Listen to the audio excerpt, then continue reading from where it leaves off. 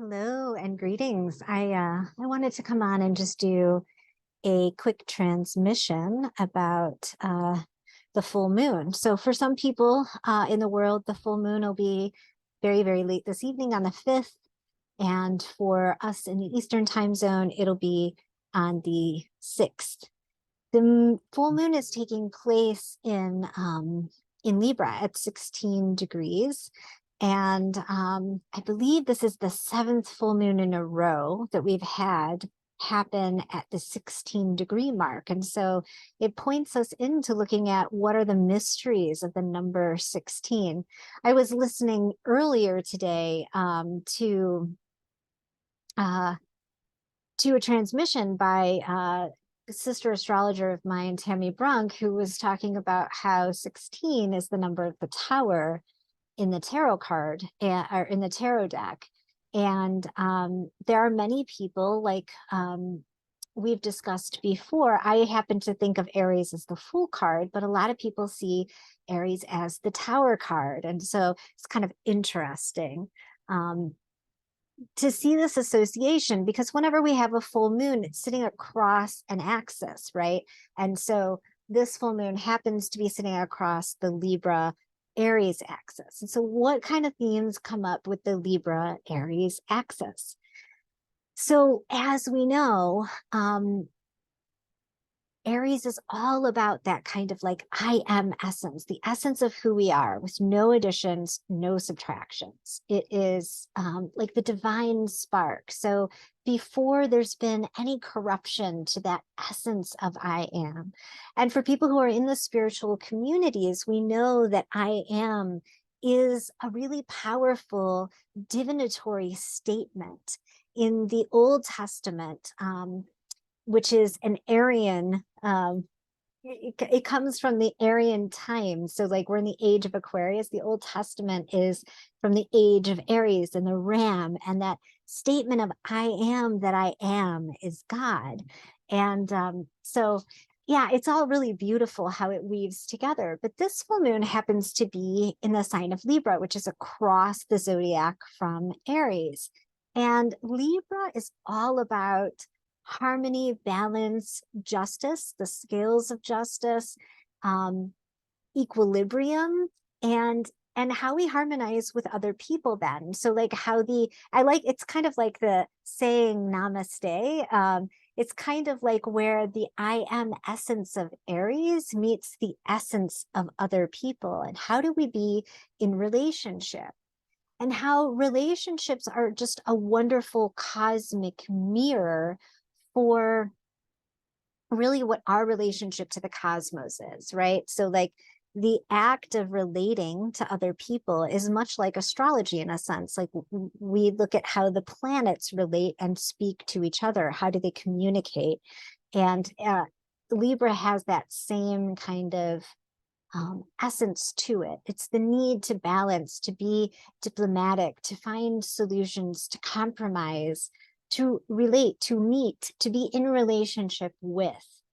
Libra also rules that principle of mirroring. Like, how do we learn about ourselves most deeply? It's generally in relationship. I mean, we could do a lot of navel gazing and self work, and that can help us grow in some capacity. But then there's also that the idea that relationships really are the ultimate classroom, and we learn the most about ourselves through that principle of having ourselves mirrored back to us and other people.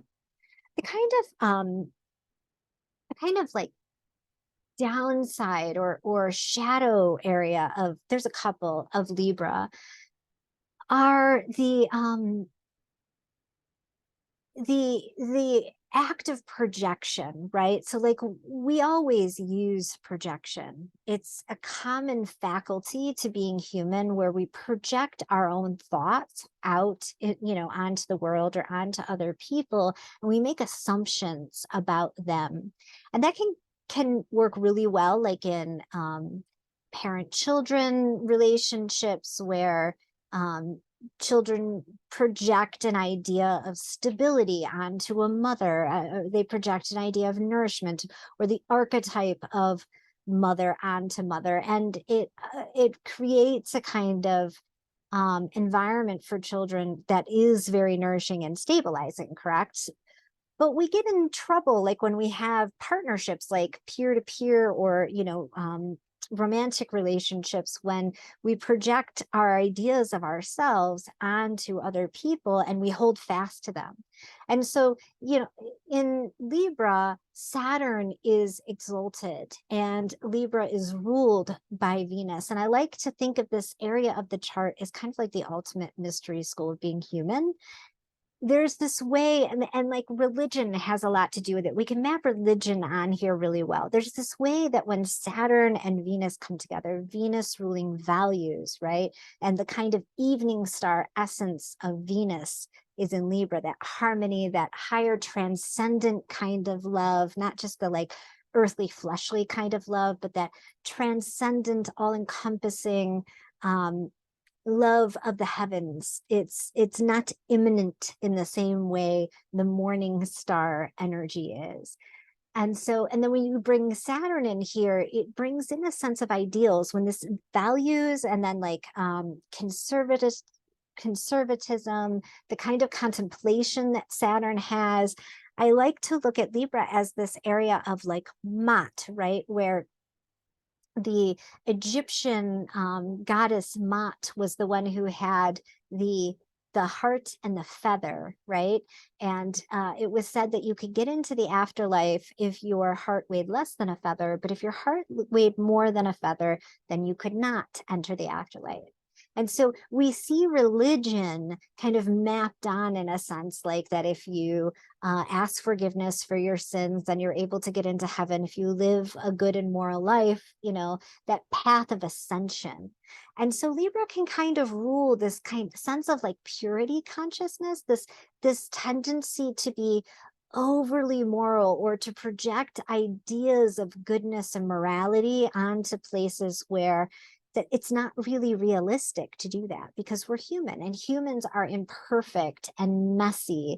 And so the lesson with Libra, from a very practical, almost pedestrian um, arena, is to really learn how to balance having ideas of goodness and rightness, and what does it mean to have values and to hold values in the world, and have the world be imperfect, right? And have people showing up in their messy human selves, and making allowances for that, making room for people to just be people, and not holding them to the archetype, like, oh, that's husband, so I expect husband to show up in a particular way and fulfill a particular amount of tasks, or that's partner, and partner is supposed to show up like this, or that's my mother and I have a particular role in mind or archetype in mind for how I would expect mother to show up.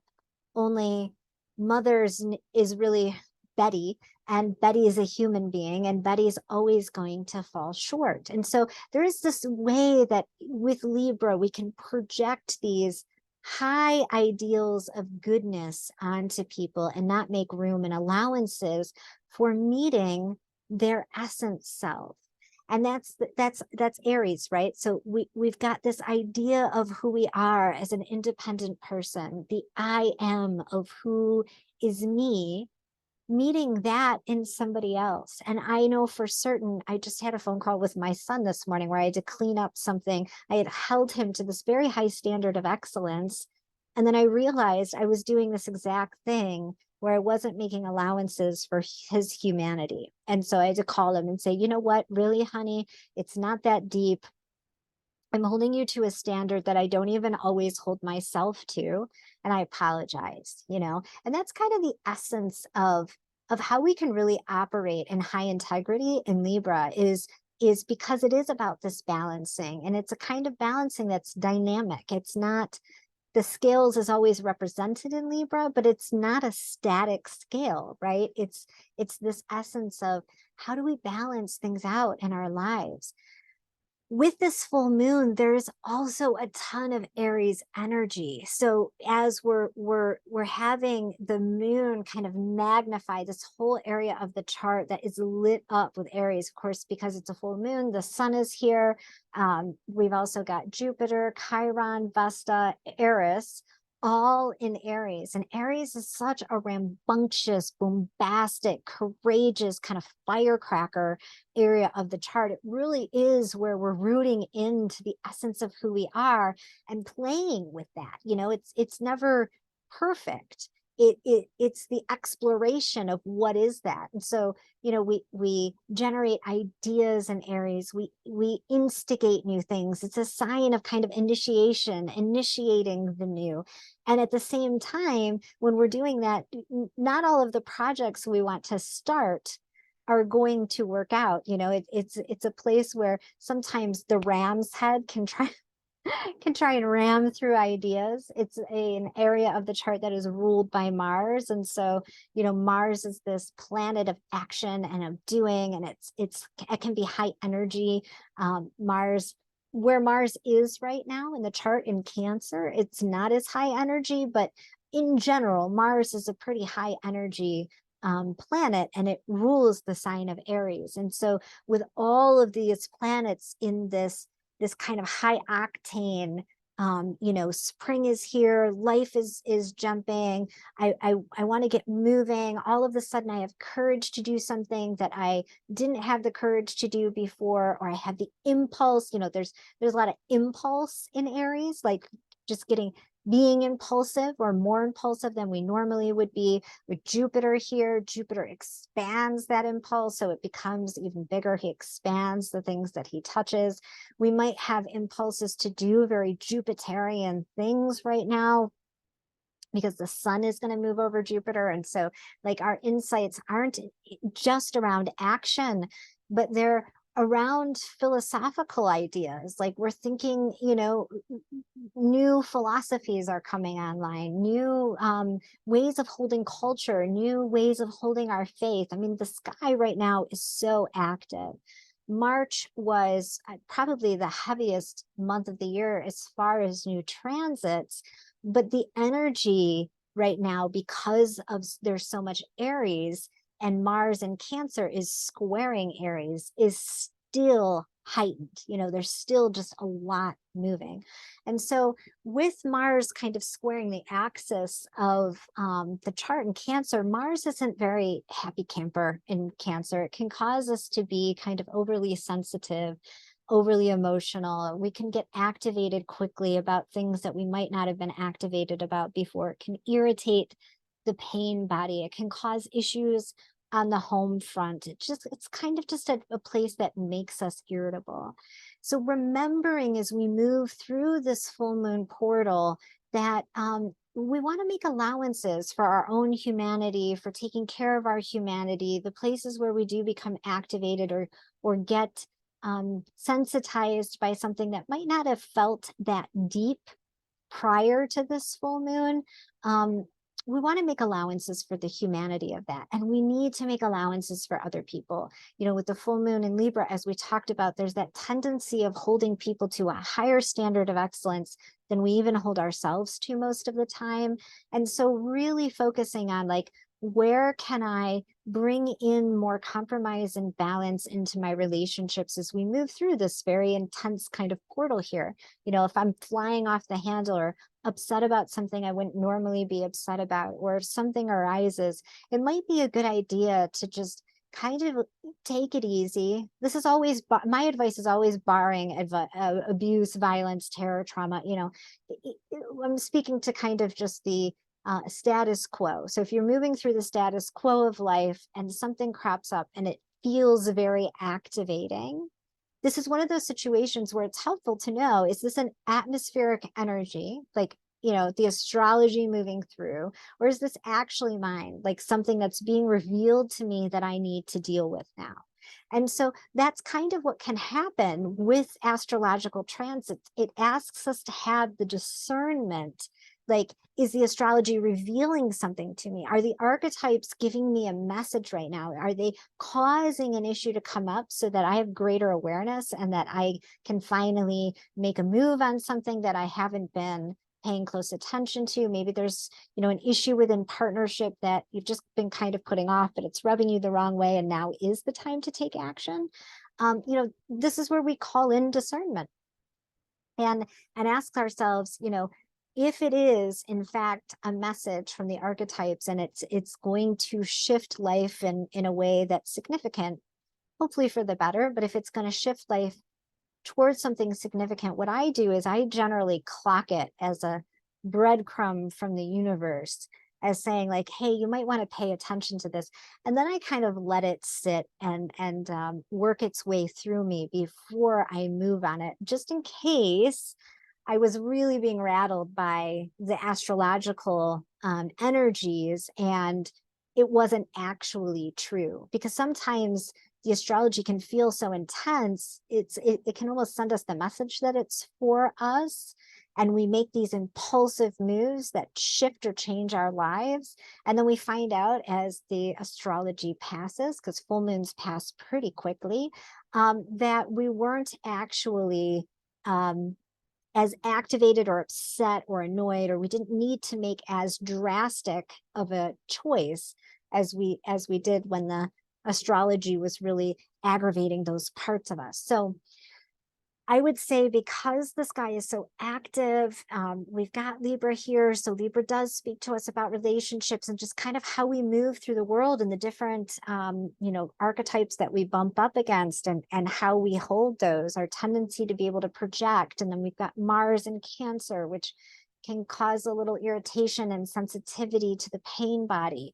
And then all of that bombastic Aries energy. I'd say the potential for having disharmony is pretty high, and disharmony is always an invitation to greater harmony, right? So there's always the potential when something is out of harmony to tune the instrument and get it playing right again. And so using your discernment to do that. All right, I hope this was helpful, and I'll see y'all soon.